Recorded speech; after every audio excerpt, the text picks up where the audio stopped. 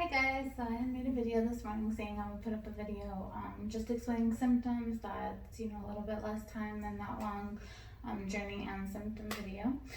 So that's what I'm going to go ahead and do right now. I wanted to start off standing up so you don't always only see my face here. And I did realize this morning that I looked a mess. But as I kind of said in the video, I was not feeling my best, and I did say in the first video that I kind of wanted to show the bad days too, right? So yeah, but I got a coffee, nap, feeling a little bit better. But yeah, this morning was definitely rough. In that video, I definitely looked rough. So symptoms. First symptom I want to talk about is vision. Yes, my handwriting is horrible. But vision. I have double vision since having MS. I also get blurry sometimes. That's something a lot of people experience with MS. I have had optic neuritis twice, once in each eye, which is pretty painful. And your eyes pretty much either sometimes you just can't see out the side, which is how it starts, and then usually it goes gray. That's something that my first episode was a few months after my diagnosis. And then it happened again a couple months after that because nobody told me if you overheat, it's gonna happen again. I overheated. This one, numbness. I don't know if this is actually backwards either, because when you hold it up to the camera, I think it goes backwards. So maybe these were just a trial and error. But numbness, that was a big one too. That's how I started knowing, or that's how a lot of my symptoms started. My legs would just go numb whenever my feet would go numb, whenever my hands would go numb, and not from laying on them, like you typically see. My face, which was the dead giveaway when I had my first episode, completely went numb on my whole left side. And I was freaking out, and like I said in the first video, my friend took me to the ER thinking I was having a stroke. My daughter was freaking out, but obviously ended up MS. So numbness is a big one. You can get MS, you can get numbness in any of your extremities. I apologize, MS can't find words. In your face, I had it in my tongue. Numbness is a big one. Fatigue, also a very big one. And again, I think I'm going to stop holding these up because I think they're backwards. But fatigue is a huge one, right? I mostly wrote these two so I don't forget when I'm doing this video any of the symptoms. Fatigue, that was a big one. They kept saying, you're stressed, oh, try this, try caffeine, but fatigue. I wake up tired in the morning, have 10 coffees to get through my day and hope for the best, right? But if you do anything too strenuous, or even sometimes driving is the worst for me. I just want to fall asleep. So I don't drive far distances at all. But fatigue is definitely a big one. This morning I did share that in my little morning video, right? I was so tired, I kept hitting snooze, but my 11th grader needed to go register. She just has her permit, not her license, so I had to ride with even though she drove. Pain and spasticity. Again, I'll stop holding these because they're backwards, but I need them for my memory to remember everything. Even though it happens to me, I easily forget things when sharing. Pain and spasticity. Pain can be anything from nerve pain. When I had my optic neuritis, my optic nerve was inflamed and so painful.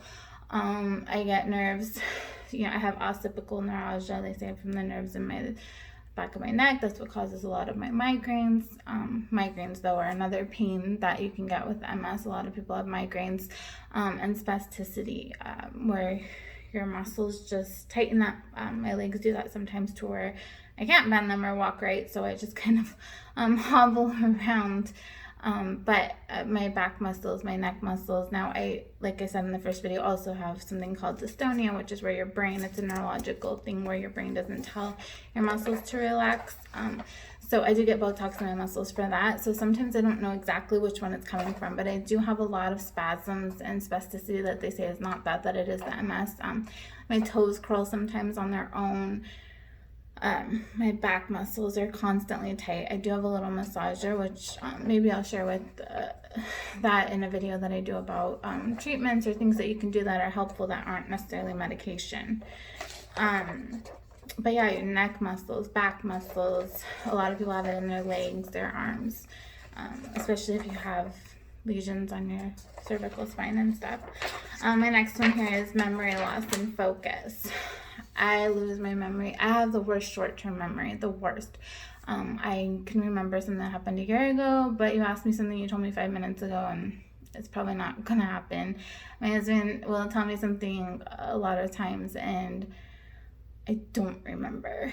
Like I said in the first video too, my son calls me Dory. It's not in a mean way, like we joke, we laugh about it, because my son can tell me something, he's 11, and I will forget it right away, or I'll ask him something, he'll be like, you just asked me about that, we just talked about that, and then he'll of course tell me again.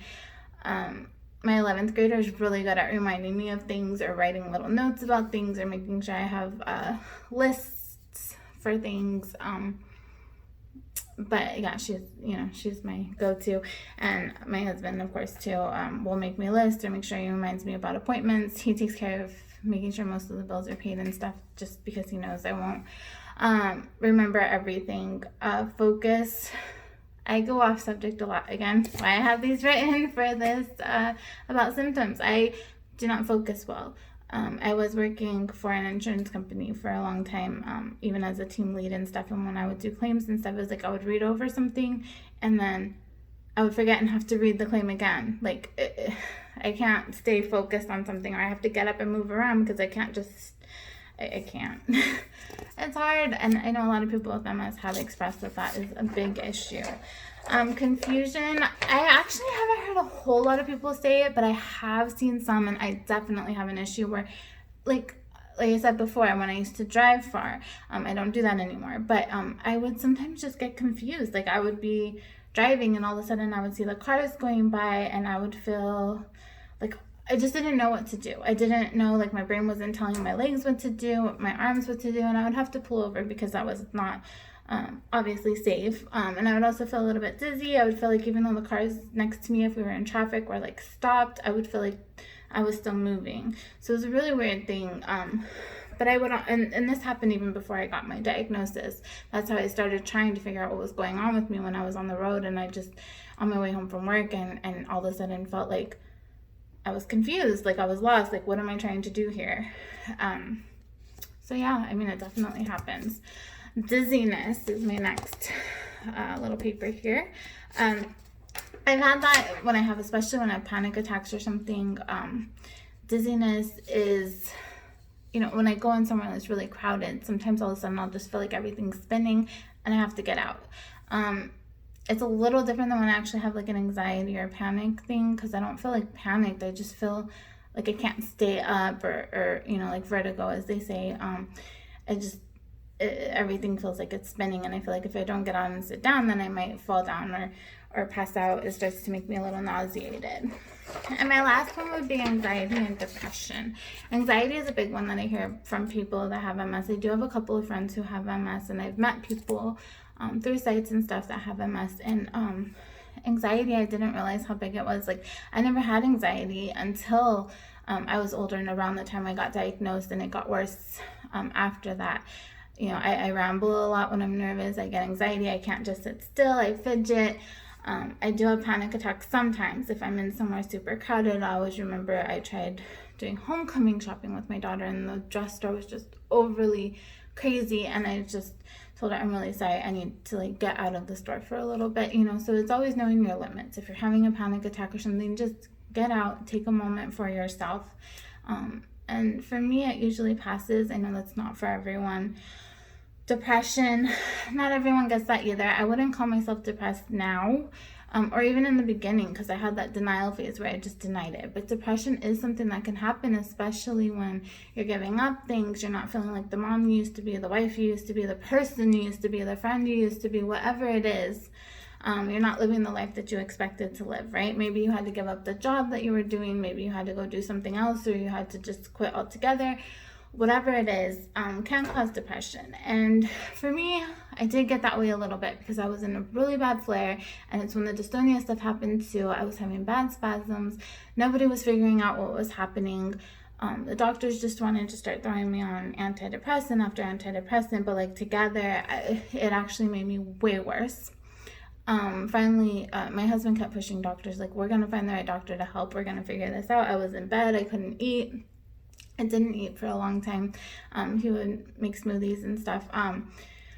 But so depression can happen, and try not to, it's hard to say this because people would tell me all the time, snap out of it. And it's not that easy, you can't just snap out of it. But try not to, I try every day to think of something to be grateful for, something that can make you happy. For me, it's my kids, it's my husband, it's, I have a roof over my head. I could be so much worse, right? So that's how I try to think of it. Not everyone's gonna have the same thing that to be grateful for, but you have to try to think of something. For me, my husband was just like, no, we're gonna find the right doctor. We finally found the right doctor who took me off of all the meds, which actually cured my depression. So the pills made me worse, and that's not for everyone, and I'm not telling anyone to get off your medication, so please don't. But those are the symptoms, and that's how a lot of the symptoms when I first started were mostly the confusion, the dizziness, the numbness, and the fatigue. Those were the ones that were first. Those were the ones that first set it off, something is not right. So if you have any questions or comments, or you want to tell me about your experience, go ahead and comment that below. Also, if you think there's anything I could be doing better, I know in the first video the volume wasn't that good, just let me know, okay? Thank you. Have a good day. And positivity.